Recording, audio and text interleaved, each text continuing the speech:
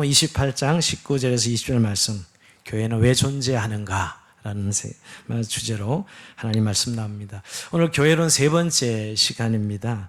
우리 첫째 주에는 예수께서 내 교회를 세우리라 하는 말씀을 가지고 교회의 원형, 교회의 DNA에 대해서 살펴봤습니다. 쉬운 말로 교회의 기초죠. 교회가 뭐냐? 예수님의 교회.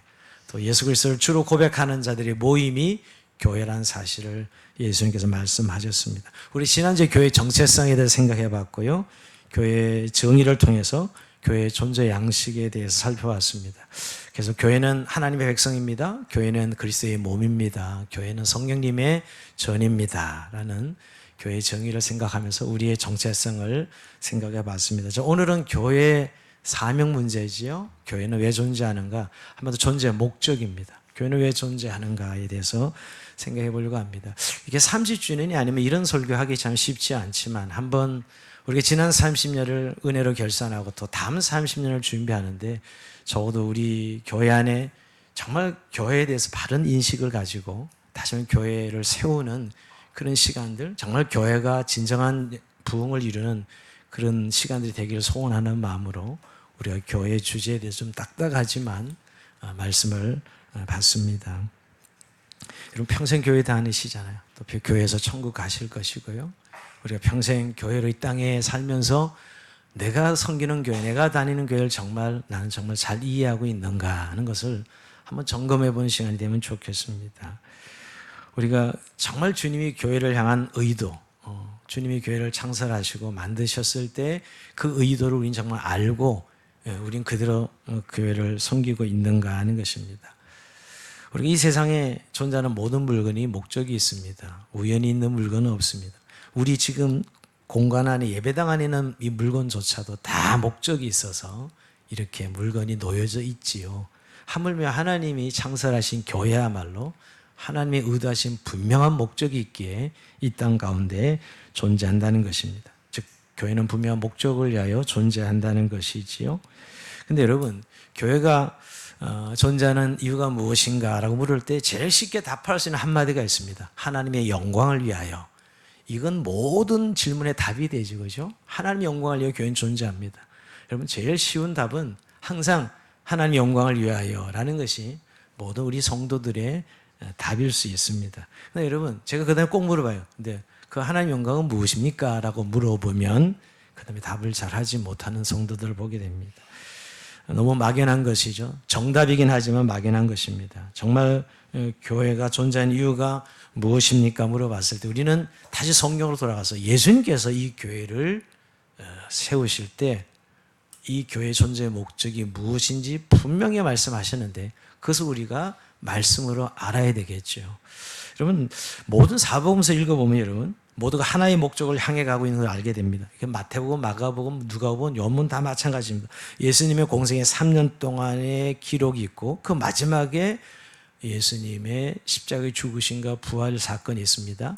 자, 그 공생의 3년도 보면 하나님 나라를 선포하시고 하나님 나라를 가르치시고 하나님의 나라의 증거를 표적과 기사로 나타내신 것이에요. 그리고 그 하나님 나라를 위해서 예수님이 한 주간 고난받으십니다. 십자가의 고난과 죽음을 통해서 사흘 만에 부활하심으로 구속사역을 완성하십니다. 그리고 동일하게 내용들은 다 다르게 표현되어 있지만 마지막 제자들에게 유언처럼 주시는 명령이 있습니다. 그래서 우리는 흔히 지상명령이라고 그러죠. 유언처럼. 예수님 마지막에 부활하시고 나서 제자들을 함께 모아놓고 마지막 유언을 내리십니다. 자, 오늘 읽은 이 본문이 마태복음 28장 18절이 그 말씀이죠. 자, 올려보세요. 예수께서 나와 말씀해 이르시되 하늘과 땅의 모든 것을 내게 주셨으니 그러면 너희 가서 모든 민족을 제자로 삼아. 옛날 개혁성경 모든 족속을 제자로 삼아 이렇게 말씀하고 있죠. 자, 모든 민족을 제자로 삼아라. 이게 마태복음의 지상명령입니다. 근데 여러분 마가복음으로 싹 가면 마가복음 16장 15절에 보면 이렇게 하면 또 이르시되 너희는 온 천하에 다니며 만민에게 복음을 전파하라. 복음을 전파하라. 자, 이게 지상명. 마가가 기록한 예수님의 지상명령은 온 천하에 다니며 만민에게 복음을 전파라가 지상명령이에요. 자, 누가복음의 지상명령은 이렇게 기록되어 있습니다. 누가복음 24장 46절에 보면 또 이르시되 이같이 그리스도가 고난을 받고 제3의 죽은 자 가운데 살아날 것과 또 그 이름은 죄사함을 받게는 회개가 예루살렘이 시작하여 모든 족속에 전파될 것이 기록되었으니 너희는 이 모든 일의 증인이라. 이 모든 일의 증인이라 하는 것이 지상명령으로 기록되어 있어요. 자, 요한복음에 그럼 어떻게 기록됐을까요? 요한복음 20장 21절에 보면 예수께서 또 이르시되 너희에게 평강이 있을지어다 아버지께서 나를 보내신 것까지 나도 너희를 보내노라 하고 말씀하는 게 지상명령이에요. 근데 좀 더 구체적인 요한복음의 지상명령은 끝에 보면 베드로에게 내 양을 치라, 내 양을 먹이라 그러죠. 그렇게 지상명령이 내 양을 먹이라는 목양명령으로 나타납니다. 여러분 근데 사도행전에 들어가면 누가복음의 후편이 사도행전이에요. 누가가 누가복음 기록하고 사도행전을 기록했잖아요.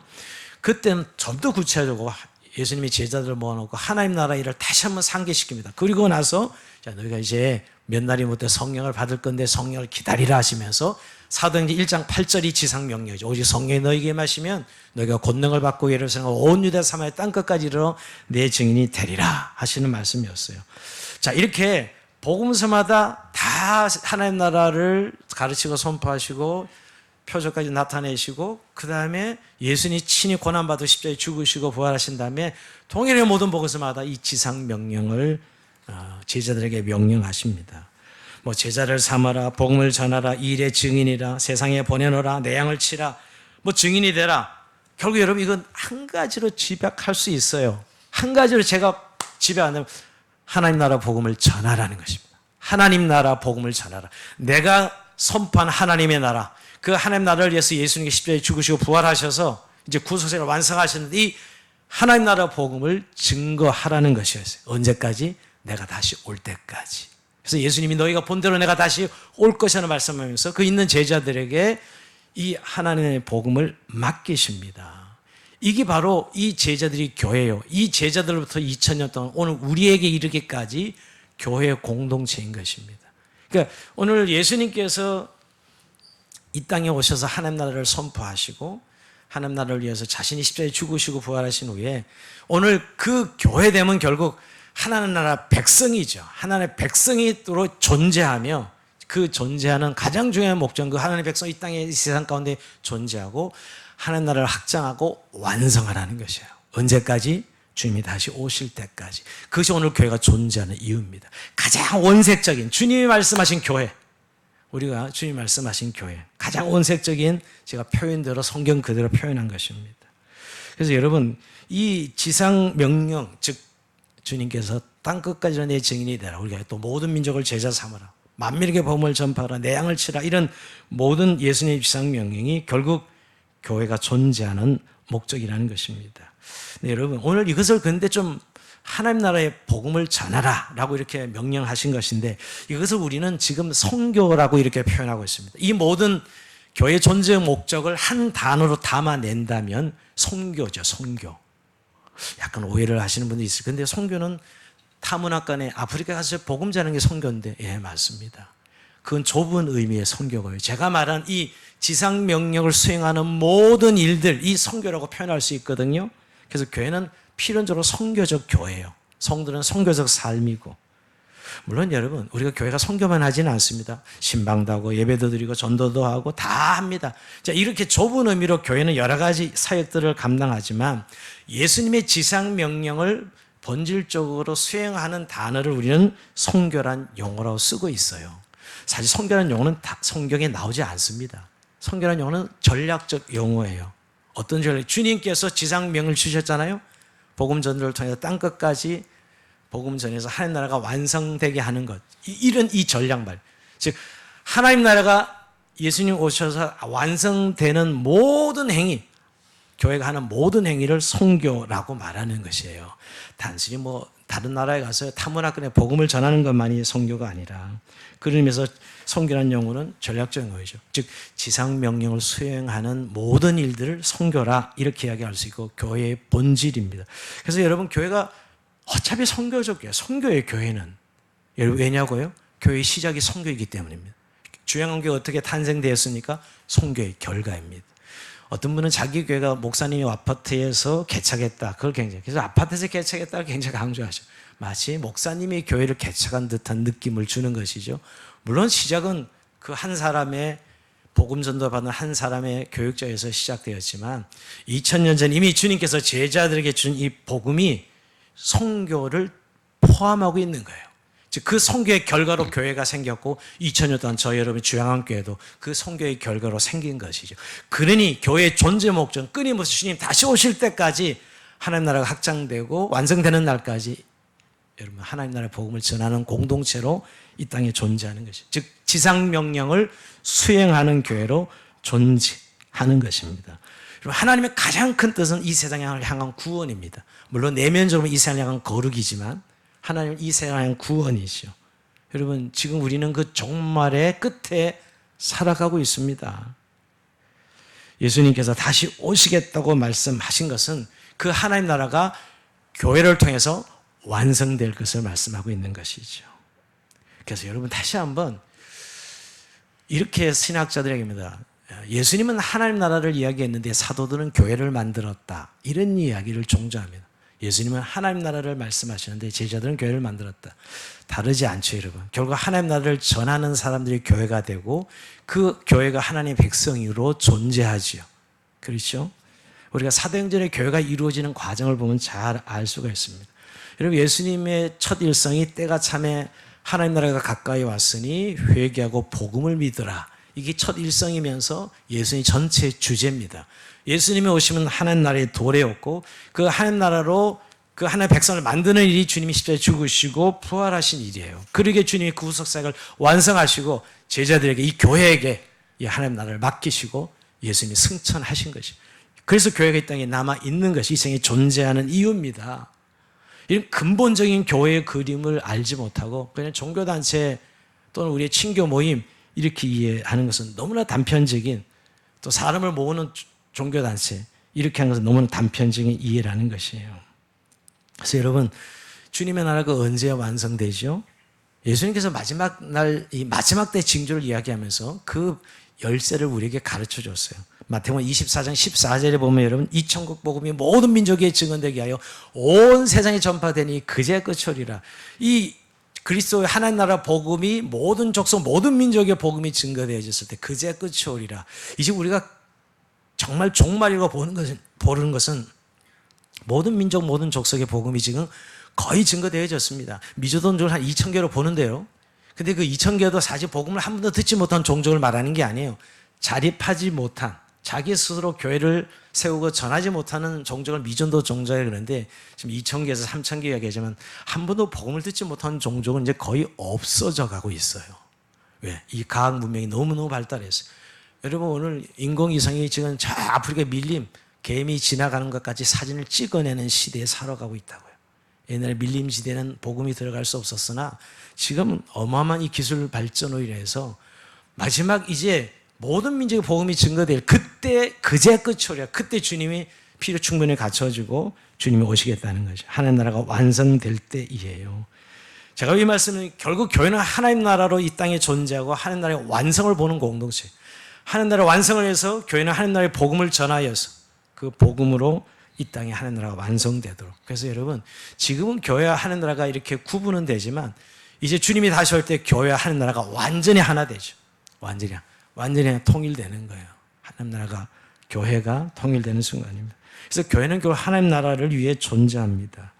복음을 전하여 주의 백성을 만들고 하나님 나라를 확장해가고 결국 완성을 보는 공동체이지요. 그래서 여러분 초기 성도들은 교회를 전하지 않았어요. 자신들을 전하지 않고 항상 하나님 나라를 증거하고 그리스도의 메시아 되심을 주 되심을 전합니다. 우리 사도행전 8장 12절에 보면 여러분 빌립이 하나님 나라와 및 예수 그리스도의 이름에 관하여 전담을 그들이 믿고 남녀 다 세례를 받으니 처음에 전도하는 장면을 보면 하나님 나라를 이야기합니다. 그리고 주 예수 그리스도를 전하죠. 사도행전 19장 8절에도 보면 여러분 바울이 회당에 들어가 석 달 동안 담대히 하나님 나라에 관하여 강론하며 여러분 성경을 잘 보면 여러분 사도행전에 다 그들이 첫 전하는 것은 하나님의 나라를 전해서 예수님 그대로 하신 이야기 그대로 순종한 것이죠. 하나님 나라를 전하죠. 그래서 교회는 하나님 나라 실현을 해서 있는 것입니다. 하나님 나라의 전이 돼 하나님 나라를 이 땅에서 앞당겨 맛보고 이루어가는 하나님 나라를 미리 맛보는 선치요, 하나님 나라의 표징으로 이해할 수 있습니다. 그래서 교회는 하나님 나라를 위해 존재하는 것이죠. 자기 목적적 기관이 아닙니다. 교회는 철저하게 하나님 나라를 위해 존재하는 것이죠. 제가 살펴보다 말한 사도행전 28장 23절에도 보면요, 바울이 아침부터 저녁까지 강론에 하나님 나라를 증언하고, 28장 31절에 보면 하나님 나라를 전파하며 주 예수에 관한 모든 걸 담대하게 거침없이 가르치더라. 마지막 사도행전 끝날 때도 하나님 나라를 거침없이 전하더라. 이게 사도행전 마지막 장절인데요. 여러분, 사도행전 끝난 성경 아니죠. 여러분 주양록 29장, 30장, 31장을 주님 오실 때까지 쓰고 있는 성경이 사도행전이라고요. 하나님 나라를 거침없이 증거하더라라는 것입니다. 그래서 여러분, 예수님의 메시지가 하나님 나라였고 교회가 전하는 복음이 하나님 나라 복음입니다. 근데 우리는 너무 평면적으로 사람을 끌어모으고 종교적인 일을 하는 곳이 자꾸 교회라고 생각하기가 너무 쉽죠. 보이는 것이 바로 그런 부분들이 많으니까요. 그래서 여러분, 이 목적성, 이게 교회의 존재의 본질적인 목적입니다. 하나님 나라의 완성과 하나님 나라의 복음을 전하여 땅끝까지 모든 세대에게 하나님 나라를 전하고 하나님의 백성으로 존재하고 하나님 나라를 완성하는 것이 바로 교회의 존재 목적입니다. 근데 여러분, 이렇게 말하면 아직도 굉장히 추상적이죠. 좀 사역적인 존재 이유를 이야기해야 조금 쉽게 이해하게 됩니다. 이 부분이 아직도 많이 어렵게 느껴지면 성경을 좀 많이 읽으셔야 됩니다. 성경에서 말하는 교회가 뭔지에 대해서 성경을 많이 읽으셔야 되고요. 신약 성경, 특히 사복음서를요, 또 사도행전을요. 그러고 나서 정말 교회가 좀 더 구체적으로 존재해요 한 세 가지를 우리가 이야기해 볼 수 있습니다. 저를 한번 따라했으면 좋겠어요. 교회는 하나님을 위해 존재합니다. 두 번째, 교회는 세상을 위해 존재합니다. 세 번째, 교회는 자기 자신을 위해 존재합니다. 예, 잘 따라해 주고 고맙고요. 예, 잠이 확 달아나셔서 그걸 믿습니다. 예. 가르치는 설교는 재미없다고 생각하시는 분들이 많은 것 같아요. 근데 자신의 안에 교회들이 다 있거든요. 자기가 생각하는 교회를 다 다니고 계시다고요. 여기 지금 7, 80명 계시면 교회가 7, 80개가 됩니다, 사실. 왜? 여러분들이 생각하는 교회가 다 다르기 때문에. 그러나 오늘 말씀을 우리가 조정받고 있는 시간이에요. 성경에서 말하는 교회로 우리가 하나됨을 이루어야 되겠지요. 자, 이제 사역적인 측면에서 교회의 존재 이유가 뭐냐? 첫째, 교회는 하나님을 위해 존재해요. 그래서 예배 공동체가 됩니다. 이사야 43장 7절에 보면 내 이름으로 불려지는 모든 자, 곧 내가 내 영광을 위해 창조한 자를 오게 하라. 그를 내가 지었고 그를 내가 만들었느니라. 자, 하나님 백성을 자신이 만드셨다면 그 내 이름에 내 영광을 위해 창조했다, 이렇게 합니다. 좀 더 구체적으로 이사야 43장 21절, 이 백성은 내가 나를 위해 지었나니 나를 찬송하게 하렴이라. 하나님을 찬송하게 할 만드셨다 이야기합니다. 교회를 이 세상에 두신 목적은 하나님의 영광의 이름을 선포하고 하나님을 예배하기 위해서 오늘 이 세상 교회를 두셨다는 것이, 즉 하나님의 이름과 그 영광을 드러내기 위해 존재한다는 것입니다. 결국 여러분, 교회 존재의 목적 1호는 하나님을 위해 존재하는데 그것을 예배 드리는 모습이지요. 예배로 집약됩니다. 교회는 거룩한 하나님 이름을 높이고 찬양하는 예배 공동체로 존재 이유가 있습니다. 여러분, 예배할 때처럼 교회의 존재를 보여준 적은 없습니다.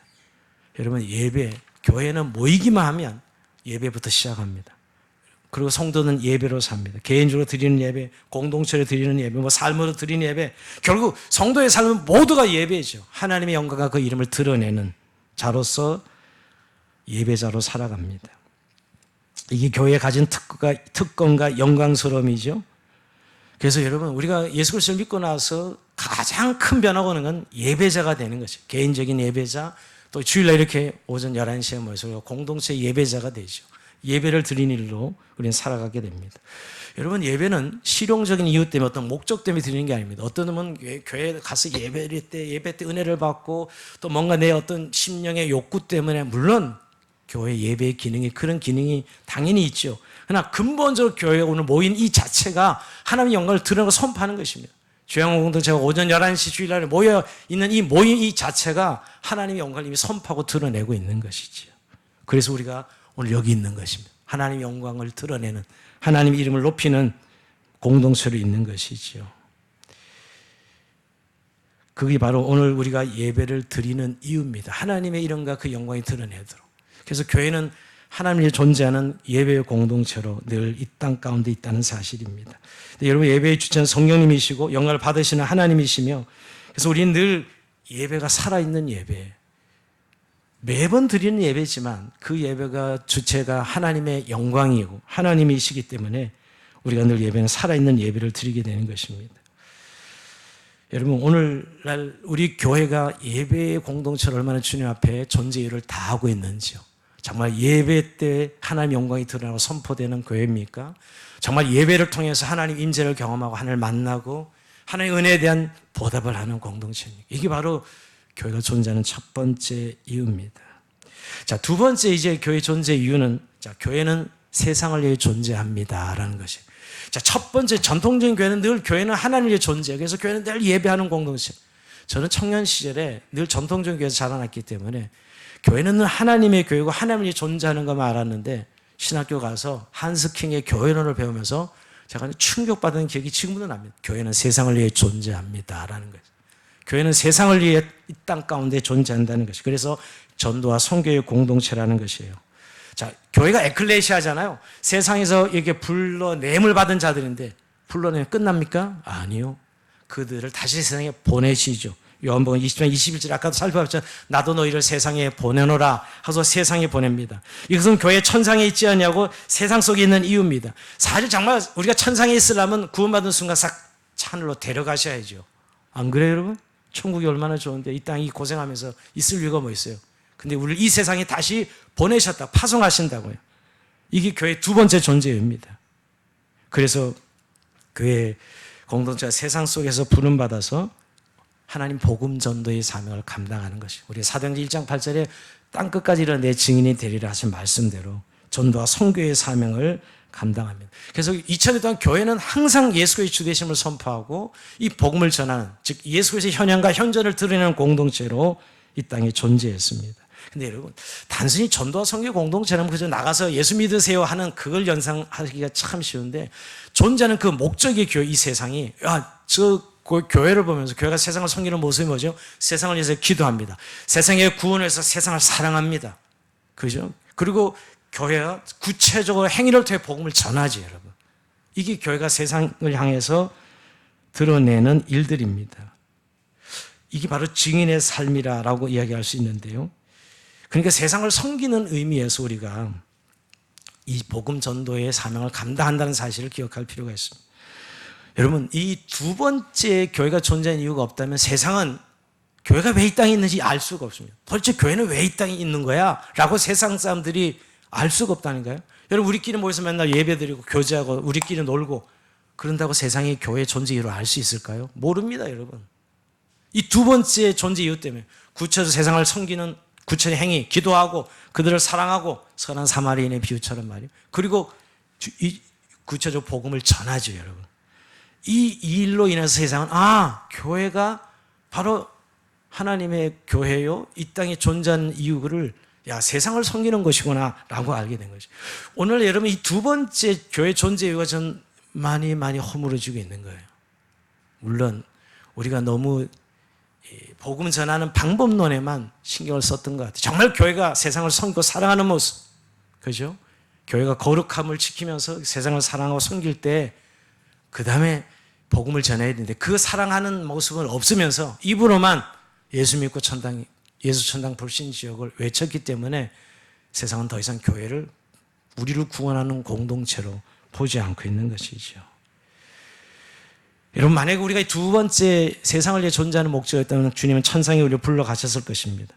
주님은 그러지 않고 우리를 세상의 소금과 빛이다 라고 말하니, 소금은 여러분 짠맛을 내는 것이고 부패를 막는, 빛은 어둠을 밝히는 것이죠, 여러분. 그래서 등불을 등경에 둔다고 말씀합니다. 교회는 반드시 등경에 두신다고 말씀하고 있습니다. 교회 2000년사를 보면 여러분, 교회가 산속으로 들어가고 수도원 운동이라는 데 교회는 쇠퇴했어요. 교회는 세상 속에 있어요. 세상에 속하지 않았지만 세상 속에 있는 것이에요. 그리고 더 중요한 건 결국 여러분, 여기 말은 교회가 세상을 위해 존재합니다 할 때 가장 중요한 건 모이는 교회만이 아니라 흩어지는 교회의 중요성을 말씀하는 거예요. 여러분, 일주일에 교회에서 몇 시간을 보냅니까? 주일 예배 1시간 반, 오후에 목장에 1시간, 한 서너 시간 이에 대부분 교회에서 보내는 시간이에요. 근데 수많은 교회는 어디서 보내고 있는 거예요? 여러분 가정에서, 여러분 직장에서, 여러분 세상 속에서 교회로 세상을 살아가고 있는 거예요. 지금 여기는 모이는 교회죠. 여러분 모이는 교회는 우리 교제하고 교통과 말씀 배우고 훈련하고 대부분 이런 시간이고요. 실제 세상 속에 세상을 사랑하고 섬기고 복음을 전하는 건 흩어지는 교회일 때예요. 여러분이 세사와 가정과 직장에 있을 때입니다. 저는 늘 남한산 올라갈 때마다 우리 교회가 여기 있다고 교회를 바라봅니다. 남한산 꼭대기에 우리 교회 보입니다, 여러분. 근데 보니까 교인은 하나도 없어요. 평일이었기 때문에. 어디에 다 있냐? 다 직장에 가 있고 다 집에 가 있는 거예요. 그게 교회죠. 흩어진 주양한 교회 말입니다. 그게 오늘 우리가 세상에 존재하는 목적. 교회가 이 세상에 흩어진 교회로 존재하는 것이죠. 이 세상에 보냄받은. 그러니까 이런 의미의 적극적인 교회관을 가져야 우리가 이 두 번째 사실 모여서 목양의 이런 개념은 훈련하고 예배드리고 이 정도로 끝나고 세상을 섬기는 시간은 여기 없습니다, 사실은. 우리가 세상 속에서 살아갈 때 그런 사명들을 감당하는 것이지요. 여러분, 이 교회 존재 이유가 너무 지금 약해졌습니다. 그리고 모이는 교회만 교회고 흩어지는 교회를 잘 이해하지 못하기 때문에 오늘날 이런 현상들이 벌어진다고 생각합니다. 이 교회가 세상을 존재하는 두 번째 존재 이유죠. 자, 마지막 세 번째 교회는 교회 자체의 건강한 생존을 위해 존재합니다. 즉 양육과 훈련의 공동체죠. 자, 이게 오해가 생길 수 있어요. 아까 교회는 자기 자신이 존재하지 않는다고, 자기의 목적적 기간이 아니라, 근데 다시 목사님 말을 바꾸는 거 아닙니까? 교회는 자기 스스로 위해 존재한다고 이야기하지 않습니까? 라고 물어보는데, 여기 교회가 자기를 위해 존재한다는 인간적인 의미로 자기 자신의 목적을 위해 존재하지 않는다는 의미고요. 오늘 자체의 건강과 생존을 위해서 교회는 스스로 공동체에 존재한다는 거예요. 한마디로 여러분, 이런 거면 쉽게 얘기하면 예수 믿고 한 사람이 구원받았으면 그 사람이 바로 그리스도의 구실을 감당할 수 있어요? 아닙니다. 반드시 양육과 훈련을 통해서 그리스도의 제자로 세워지고 성장과 성숙을 이루어서 좋은 예배자, 좋은 전도자가 되는 것이에요. 여러분, 한 아이가 응행하고 그 집안에 태어나면 인간구실하려면 20년을 부모 밑에서 성장해야 됩니다. 마찬가지로 교회 공동체 성도가 구원받고 들어오면 울타리가 되어져서 그 어린 신자들을 보호하고 돌보는 것이죠. 이러면 세상을 아주 마귀의 유혹과 권세가 시퍼렇게 살아있는 이 세상 속에서 마귀들은 어찌하든지 성도들을 무너뜨리고 하나님과 관계를 떼어놓고 있는 이런 상황입니다.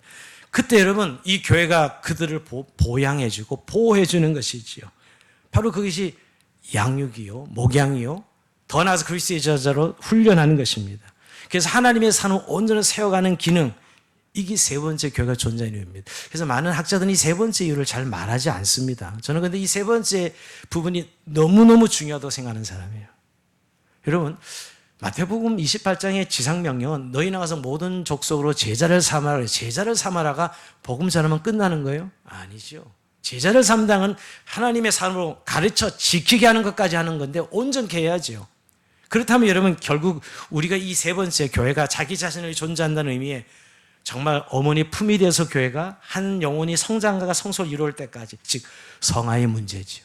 그래서 교회는 자기 자신을 위하여, 생존을 위해, 건강을 위하여 존재합니다. 그래서 양육과 이 훈련이 이어지는 것이지요. 여러분, 에베소서 4장 11절에 이해는 말씀이 나옵니다. 그가 어떤 사람은 사도로, 어떤 사람은 선지자, 어떤 사람은 복음 전하는 자로, 어떤 사람은 목사의 교사 삼으셨으니 이는 성도를 온전하게 하며 봉사의 일을 하게 하며 그리스도의 몸을 세우려 하려 하심이라. 여러분, 여기 이런 교회의 왜 직분자들을, 왜 교육자들을 세우냐 이 말이에요. 성도들을 온전케 하기 위해서. 이 중요한 교회의 존재 이유입니다. 그래서 바른 전도자, 바른 예배자가 되는 것이죠. 이 문제는 성도들의 성숙과 직결되어 있습니다. 성화와 끝결되어 있습니다. 여러분, 참 전통적인 교회는 이 부분이 너무너무 등한이 되어 왔어요. 교회만 들어오면 예수 믿는 사람으로 그냥 인정해버리고 끝이 하거든요. 그리고 연수만 채워갑니다. 사실은 이런 교회는 주님이 의도한 교회가 아닙니다.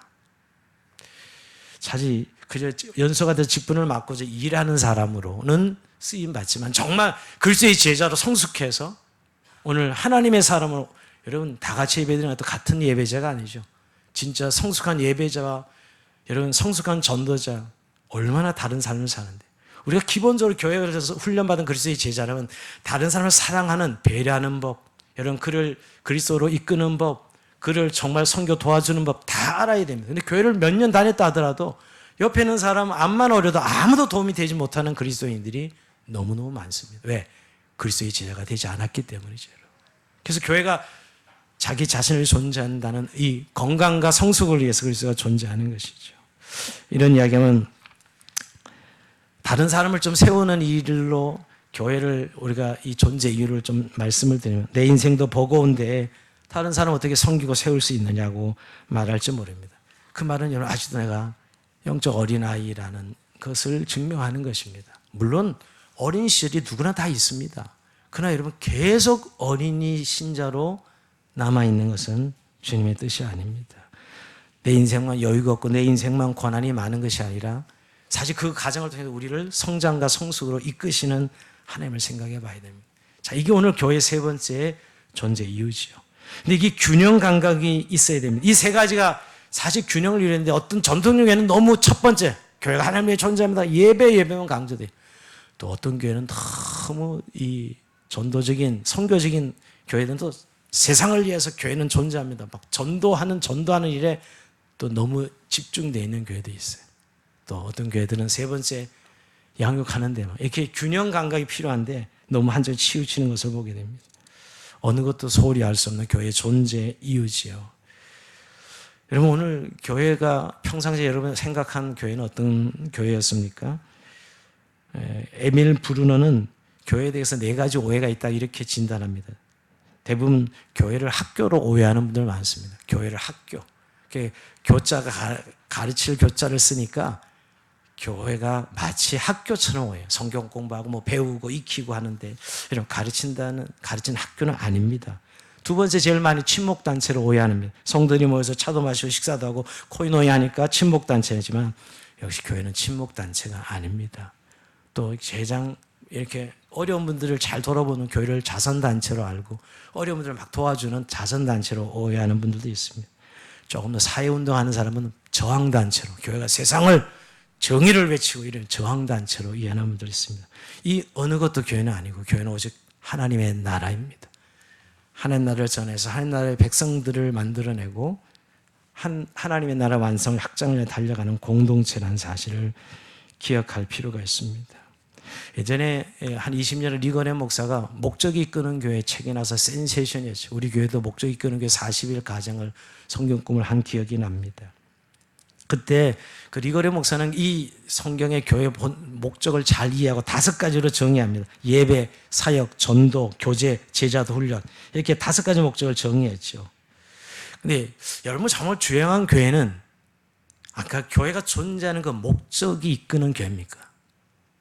이끌어가는 교회가 이렇게 어떤 동기로 해서 이끌어갈 때 그 존재하는 그것이 이끌림을 받고 있습니까? 여러분 인생은 전도 여쭤보고 싶습니다. 무엇이 당신의 삶을 이끌어가고 있습니까?